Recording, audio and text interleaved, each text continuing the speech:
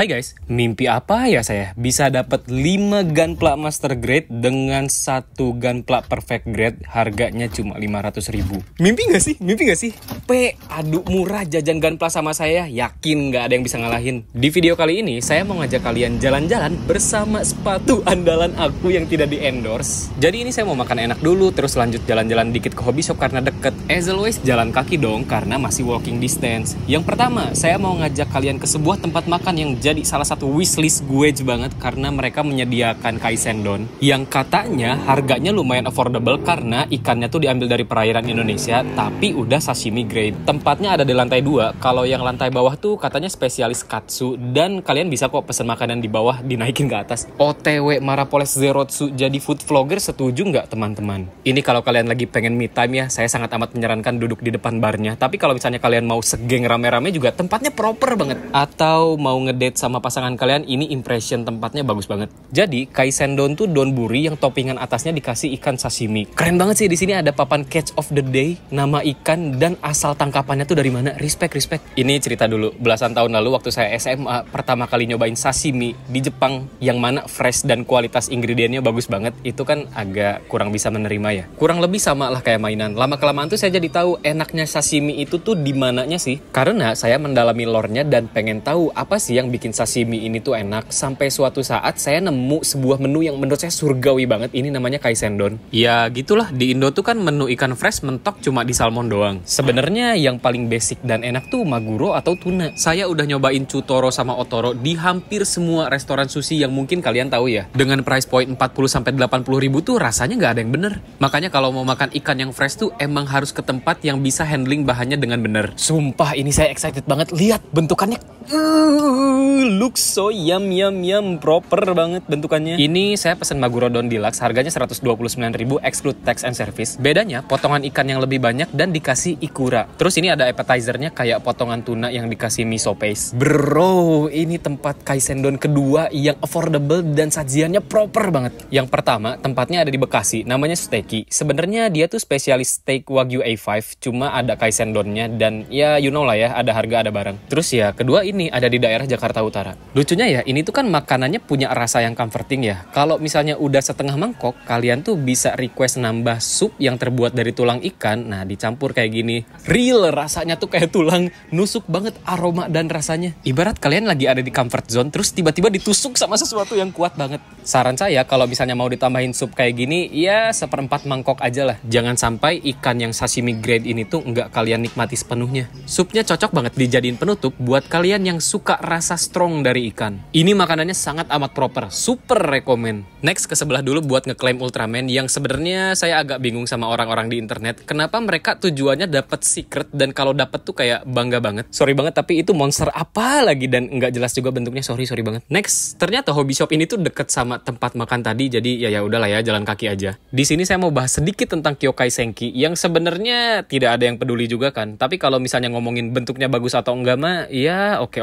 aja. Kalau kalian nonton mungkin bisa menikmati robot-robot yang ada di Kyokai Senki dan stoknya juga kan melimpah banget. Belum lagi kalau di Jepang tuh itu diskon mampus, kayak figurize-nya cuma dikasih harga 500 yen, terus si Miles Kenbu pernah dijual 200 yen. Banyak banget yang nanya ke saya, Kyokai Senki bagus gak bang? Ini sebenarnya udah saya bahas sejuta kali. Kalau kalian suka sama desain dan ngikutin karakternya mah ya beli-beli aja. Kalau saya sih sesimpel nggak punya ikatan batin aja dengan mereka dan masih banyak prioritas lain yang harus ditebus duluan gitu kalau misalnya nemu yang lebih murah ya. Sekalian nih mumpung nyambung, ini tuh ada sebuah topik yang bikin sedikit saya risih akhir-akhir ini. Kelihatannya sih harmless ya, tapi lama-lama digituin tuh jadi jengkel aja. Gini nih, misal saya upload video ya, terus ada yang komen, next review ini dong, next bahas itu dong. Awalnya ya, persepsi saya tuh masih positif kayak, wah mungkin ini bentuk antusiasme shopbreaker akan aku jadikan pecutan biar ngontennya lebih rajin lagi. Sorry banget, tapi ini tanggapan real saya sekarang kayak, apaan sih nyuruh-nyuruh, ngatur-ngatur. Let's be real aja ya, saya tuh nggak punya infinite money glitch, jadi setiap barang yang saya punya, ya itu sekemampuannya saya aja. Kayak baru juga upload video Mighty Strike Freedom, di live tuh langsung dibilang kayak, next Infinite Justice Type 2, anjing. Sejujurnya yang kayak gitu tuh udah bukan jadi penyemangat saya lagi, malah jadi makin males upload. Contoh nyatanya video review Daryl Balde. Sebenarnya itu tuh saya udah punya videonya, tinggal langsung upload. Cuma gara-gara di video review Farak dikomenin kayak, next Daryl Balde, please bang Daryl Balde, kayak gitu-gitu.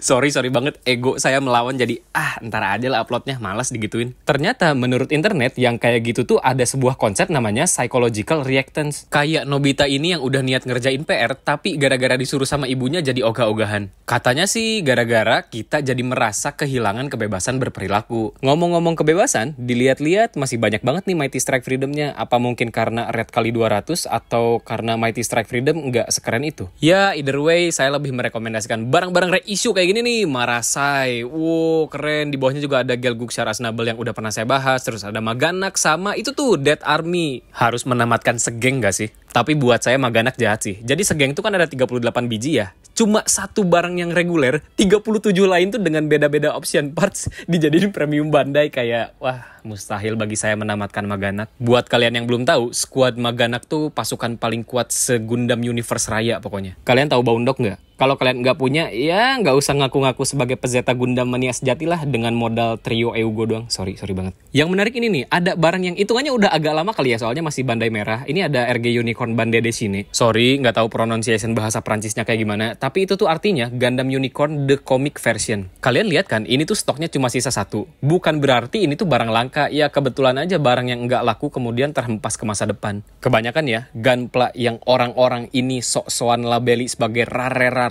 biasanya itu tuh emang yang barang nggak laku dari zaman dulu aja, terus ya tiba-tiba mungkin di sini jadi banyak yang minat. Contohnya kayak Legilis, banyak lah seri Gundam Edge. Kalian tahu kan kalau harga gunpla tuh naik sekitar 200 sampai 300 yen. Ini yang udah pernah saya bahas juga. Sebenarnya gunpla tuh dari Witch from Mercury harganya emang udah naik dari sananya. Contoh kayak Striker Pack inilah. Mungkin kalau production cost-nya masih bisa ke handle, price point-nya sekitar 800 sampai 900 yen kali ya. Di sini bisa saya bilang entry grade-nya lengkap banget. Ada RX-78, ada yang weapon setnya, ada Strike, ada New Gundam, ada Build Strike Exit Galaxy, ini yang paling saya rekomendasiin. Terus ada lah Gundam yang jelek banget. Next, ada Re-Rising Gandamu yang bukan selera semua orang, tapi kalau dibilang keren atau enggak, jawabannya keren banget. Buset, itu 4 gunpla berbeda bisa gatai jadi satu. Kalian dulu nonton Build Divers Re-Rise tuh real time gak sih? Kalian kaget gak waktu mereka berempat gatai? Nah, ini tuh nya dulu buat kalian yang si paling tahu, si paling spoiler sana sini. Jadi dulu tuh ada warga negara sini yang nge-share spoilernya sebelum jam tayang ofisialnya di YouTube. Ibab, sumpah yang kayak gitu tuh ngerusak kesenangan banget. No, Grimoire Red Beret aja masih ada. Barang rare bukan nih? Tierran Space Type Bandai merah juga masih ada. Wah, rare banget nih.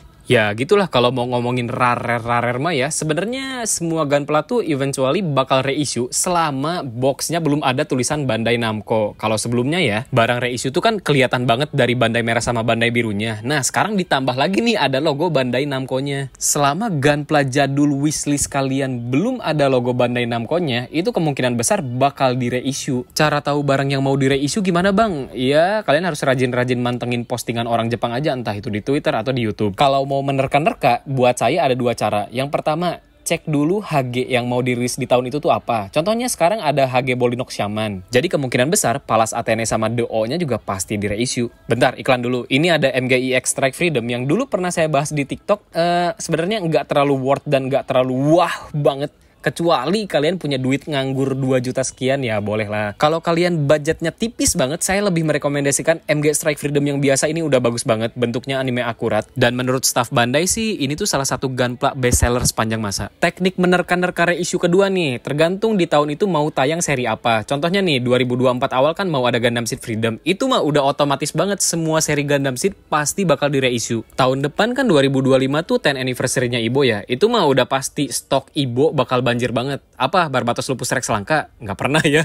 Tiap tahun juga dia mah reissue. Kalau kehabisan, ya berarti kalian kehabisan. Kalau gunpla lagi nggak ada tuh ya nggak ada aja. Tapi nanti bakal ada kok, ada reissue-nya. Cuma pertanyaan terbesarnya, apakah masuk ke sini atau enggak? Contohnya RX-78 G Generation Zero ini kan reissue-nya masuk tuh. Mungkin karena ini SD Special seri ke-200 kali ya. Sama kayak Superior Gundam tuh seri ke-400. Nah yang bikin saya melotot banget, ini ada selection yang keren banget dari SD Gundam, terutama seri Seed Stargazer yang udah pernah saya bahas juga di GBWC. Wajib banget kalian ambil. Jujur kaget SD Mark II masuk Indonesia, ini mah wajib banget lah pokoknya. No, lagi Virtu Trans Am Bandai merah, stoknya banyak, rare bukan? Di video kemarin kan saya udah bahas Shodo ya, yang intinya sangat amat worth buat dikoleksi. Di sini ada Zero One, terus ya selection tokoh utamanya udah pada nggak ada, wajar lah ya. Terus ada Zerotsu nih, pas banget kan? Koleksi Shodonya bisa dibilang oke lah. Di sini masih ada Shodo Double Cross Kamen Rider Gaim Orange Arms, ini tokoh tokoh utamanya kan. Sama satu lagi nih yang paling keren nih, Kamen Rider Double Cyclone Joker. Harganya ya seginian lah. Kalau misalnya mau hitung-hitungan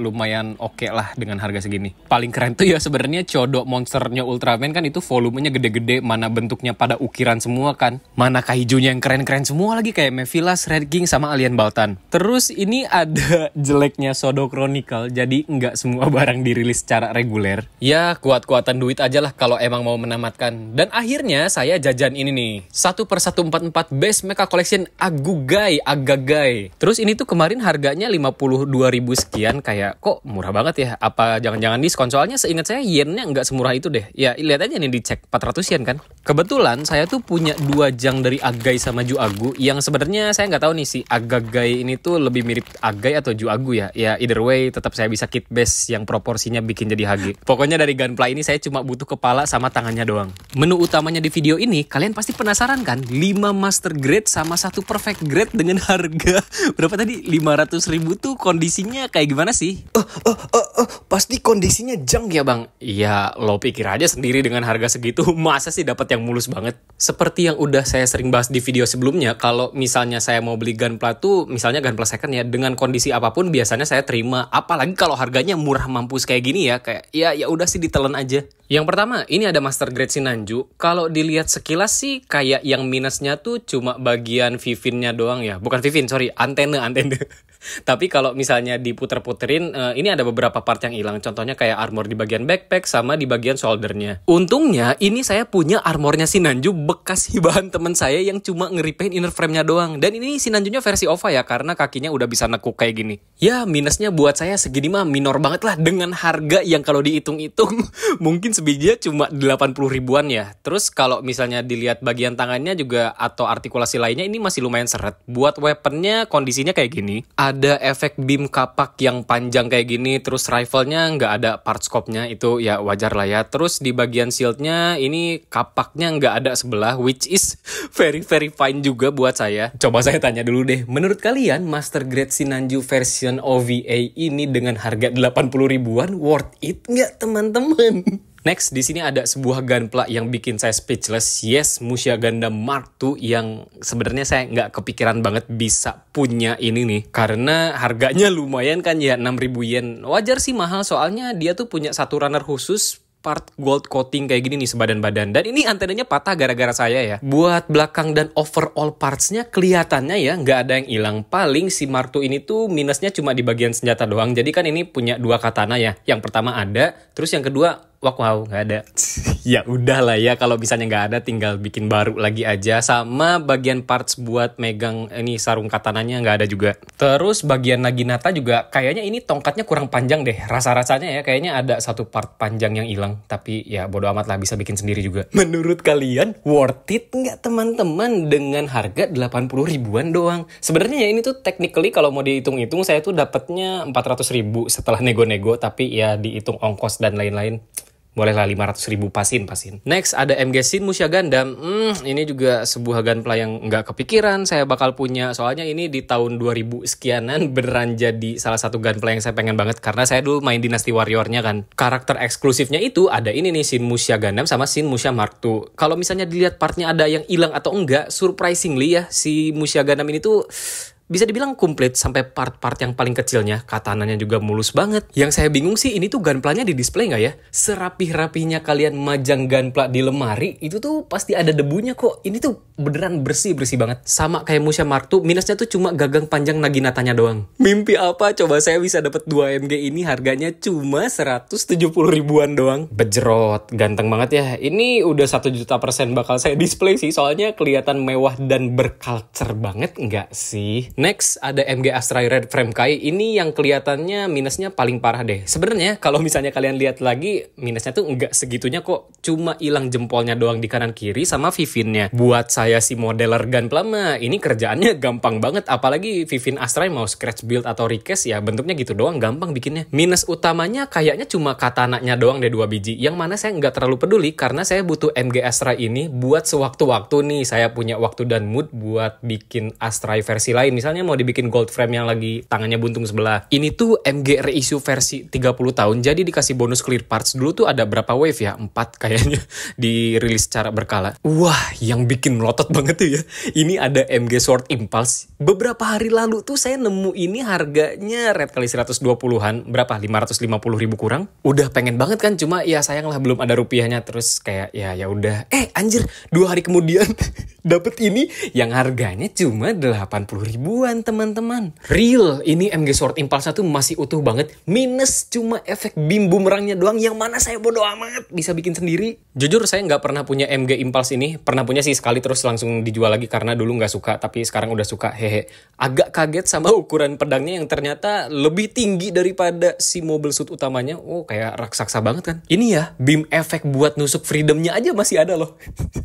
Sumpah ini tuh yang paling bikin saya seneng. Dan surprisingly-nya lagi, pas lagi post episode satunya tuh ternyata nggak terlalu ribet ya. Maaf, ini saya mau bongkar rahasia dapur. Jadi kalau kalian lihat di channel ini tuh kan nggak pernah bahas gunpla yang ukurannya gede ya. Bukan karena nggak mau, tapi nggak bisa. Ini kelihatan kan, posein aja susah karena setupnya nggak proper. Tuh ya, saya udah bahas 5 MG beserta kekurangannya yang harganya cuma 80 ribuan doang mah. Ya udah lah ya. Ini kan yang paling kalian pengen lihat nih. PG Astray harganya berapa? 80 ribu juga nggak sih dihitungnya? Anjir, jarang banget saya megang gunpla yang ukurannya gede dan berat kayak gini. Agak repot kali ya kalau misalnya ntar saya mau nge-review barang-barang yang berat kayak gini. Real, pegel banget bro meganginnya. Dulu saya sebagai anak SMP tuh mikir kayak desain Astray ini kok aneh banget. Di kakinya ada clear parts dan di kepalanya juga kayak buat apa gitu, fungsinya apa ya. Ini juga nggak ada debu sama sekali. Minusnya cuma di gagang beam saber sama katananya. Cuma kalau misalnya mau ngomongin weapon yang lain kayak rifle dan shield itu masih ada banget. Ya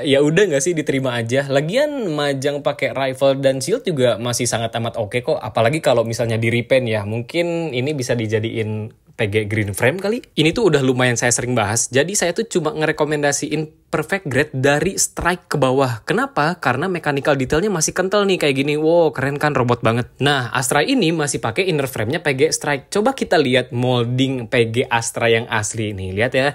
Wah, polos banget. Bukan robot ini mah. Mainan yang ukurannya gede aja. Kenapa nggak dibikin 1/60 biasa aja? Ngapain dibikin PG? Ya itu doang sih deal breakernya buat saya. Tapi orang zaman sekarang mungkin nggak peduli kali ya. Soalnya lini 1/60 kan udah nggak ada. Tapi kalau kalian emang peng-Astray mania, punya budget dan punya space buat naronya, ya bagus lah. Ya mau gimana lagi, Astray-nya cuma ada ini. Tapi kalau misalnya kalian pengen full experience ngerakit robot yang PG-nya tuh PG banget, saya lebih menyarankan strike ke bawah. Jadi ada yang bisa ngalahin jajanan saya nggak? Ya minimal kalau kalian mau ngalahin saya ya, kasarnya harus nemu barang yang value-nya 35.000 yen dengan harga 500.000 atau kurang. Tapi serius nanya nih, apakah kalian dengan nonton Marapolet Zerotsu jadi punya awareness buat jajan yang murah mengacu pada harga yennya dan nggak beli barang overpriced lagi? Coba mana sini share dong dan ceritain di komen gunpla termurah apa yang pernah kalian punya. Terima kasih banyak ya yang udah nonton video ini sampai akhir. Sampai jumpa di jalan-jalan berikutnya. Dadah.